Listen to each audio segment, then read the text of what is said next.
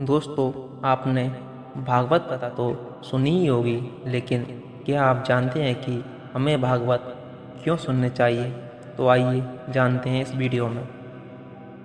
नमस्कार दोस्तों, स्वागत है आपका हमारे YouTube चैनल कर्मा में।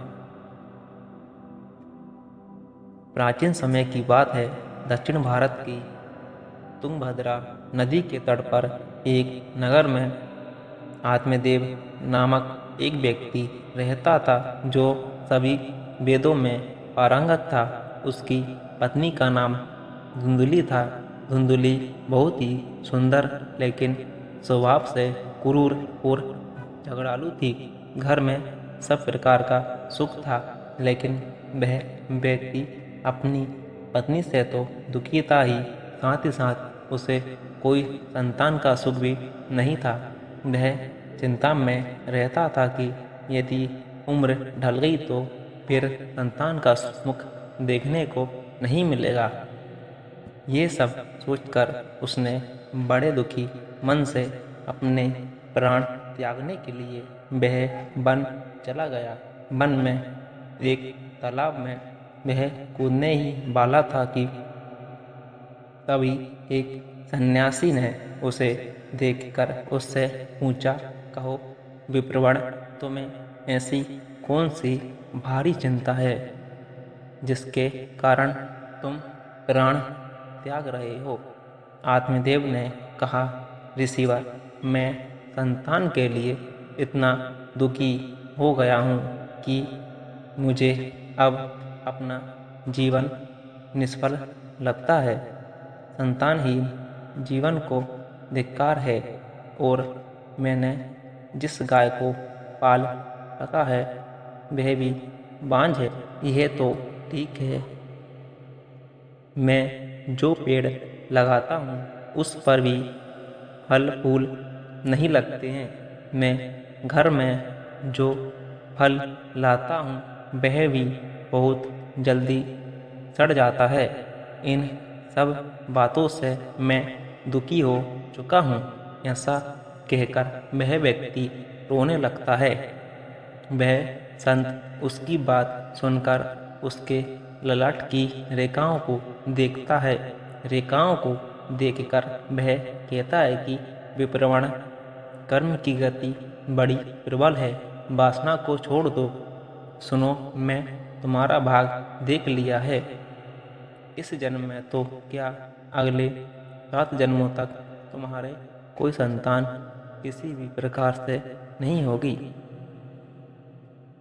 तब ब्राह्मण कहता है कि फिर मुझे प्राण त्यागने दीजिए, या आप किसी भी यत्न से मुझे पुत्र प्राप्त का मार्ग बताइए। जब वह संत देखता है कि ये व्यक्ति किसी भी प्रकार से समझाने पर भी प्राण त्यागने को आमादा है, तो वह अपनी झोली से फल निकाल कर कहता है कि अच्छा ठीक है, तुम ये फल लो और इसे अपनी पत्नी को खिला देना। इससे उसके एक पुत्र होगा। आत्मदेव वह फल लाकर अपनी पत्नी को दे देता है, लेकिन उसकी पत्नी वह मन ही मन सोचती है कि यदि मैंने ये फल खा लिया और गर्भ रह गया तो मुझसे खाया नहीं जाएगा और मैं मर भी सकती हूँ। ये सोचकर वह तय करती है कि मैं ये फल नहीं खाऊंगी। इसलिए वह आत्मदेव से कई तरह के तर्क और कुतर्क करती है। आत्मदेव के कहने पर वह फल तो रख लेती है, लेकिन खाती नहीं है। एक दिन उसकी बहन उसके घर आती है, जिसे वह सारा किस्सा सुनाती है। बहन उससे कहती है कि मेरे पेट में एक बच्चा है, प्रसव होने पर वह बालक मैं तुम्हें दे दूंगी, तब वह तुम गर्भवती के समान घर में रहो। मैं कह दूंगी मेरा बच्चा मर गया और तू ये फल गाय को खिला दे। आत्मदेव की पत्नी अपनी बहन की बात मानकर ऐसा ही करती है। उस फल को वह गाय को खिला देती है। समय व्यतीत होने पर उसकी बहन ने बच्चा लाकर धुंधली को दे दिया। पुत्र हुआ। ये सुनकर आत्मदेव को बड़ा आनंद हुआ। धुंधली ने अपने बच्चे का नाम धुंधकारी रखा। इसके 3 माह व्यतीत होने के बाद एक दिन आत्मदेव सुबह गाय को चारा डालने गया। उसने देखा कि गाय के पास एक बच्चा है जो कि मनुष्यकार है, लेकिन बस उसके कान ही गाय के समान थे। उसे देखकर वह आश्चर्य में पड़ जाता है। हालांकि उसे बड़ा आनंद भी होता है। वह उस बच्चे को उठाकर घर में ले जाता है। उसका नाम वह गोकर्ण रखता है। अब उसके 2 बालक हो जाते हैं, एक धुंधकारी और दूसरा गोकर्ण। गोकर्ण बड़ा होकर विद्वान, पंडित और ज्ञानी निकलता है, जबकि धुंधकारी दुष्ट, नशेड़ी और क्रोधी, चोर, अविचारी, अस्त्र शस्त्र धारण करने वाला, माता पिता को सताने वाला निकलता है। वह माता पिता की सारी संपत्ति नष्ट कर देता है। एक दिन वह पिता को मार मार कर घर से बाहर निकाल देता है। पिता रोने लगता है और कहता है कि मेरी पत्नी का पांज रहना ही अच्छा था। तभी वहाँ गोकर्ण आ जाता है। वह पिता को वैराग्य का उपदेश देता है और कहता है कि आप सभी छोड़कर प्रभु की शरण में वन चले जाएं और भागवत भजन करें। भगवत भजन ही सबसे बड़ा धर्म है। गो से उत्पन्न पुत्र गोकर्ण की बात मानकर आत्मदेव वन चले जाते हैं। बाद में उसकी पत्नी धुंधली को धुंधकारी सताने लगता है, तो वह कुएं में कूदकर आत्महत्या कर लेती है। तब धुंधकारी 5 वेश्याओं के साथ रहने लगता है। वेश्या उसके तरीके से संचालित करती थीं। धुंधकारी उन वेश्याओं के लिए ही धन जुटाने लगता है। वह उनके लिए डाका डालता और चोरी करता है। बाद में वे वेश्याएं सोचने लगती हैं कि यदि एक दिन ये पकड़ा गया तो राजा इसके साथ हमें भी दंड देगा।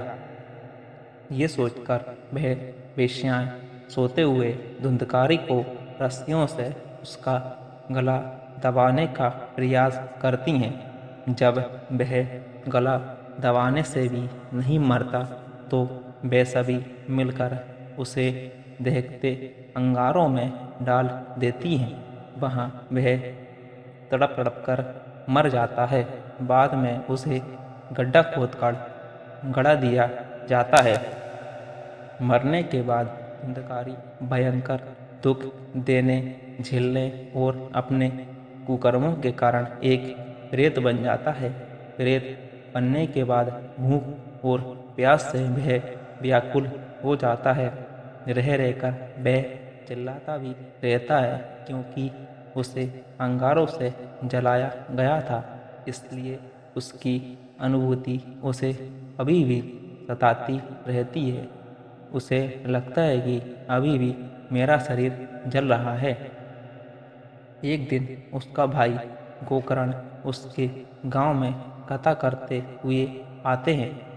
गोकर्ण सबसे नज़र बचाते हुए अपने पुश्तैनी मकान में सोने चले जाते हैं।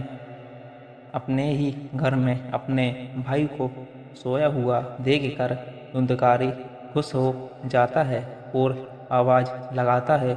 गोकर्ण ये आवाज़ सुनकर पूछता है, तुम कौन हो? धुंधकारी कहता है, मैं तुम्हारा भाई हूँ। मेरे कुकर्मों की गिनती नहीं की जा सकती है, इसलिए मैं प्रेत योनि में पड़ा ये दुर्दशा भोग रहा हूँ। भाई, तुम दया करके मुझे इस योनि से छुड़ाओ। गोकर्ण कहता है कि मुझे बड़ा आश्चर्य हो रहा है। मैंने तुम्हारे लिए विधि पूर्वक गया जी में श्राद्ध किया, फिर भी तुम प्रेत योनि से मुक्त कैसे नहीं हुए?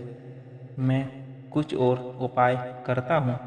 कई उपाय करने के बाद भी जब कुछ नहीं होता है तो अंत में वह सूर्यदेव से पूछते हैं तो सूर्यदेव कहते हैं कि केवल श्रीमद्भागवत कथा सुनने से मुक्ति हो सकती है, इसलिए तुम सप्ताह पारायण करो। तब गोकर्ण ने व्यास गद्दी पर बैठकर कथा कहने लगे। देश गांव से बहुत लोग कथा सुनने आने लगे। इतनी भीड़ हो गई कि सब आश्चर्य करने लगे। तब वह प्रेत भी वहां आ पहुंचा। वह इधर उधर स्थान ढूंढने लगा। इतने में उसकी दृष्टि एक सीधे रखे हुए 7 घाट के पास पर पड़ी। वह वायु रूप से उसमें जाकर बैठ गया।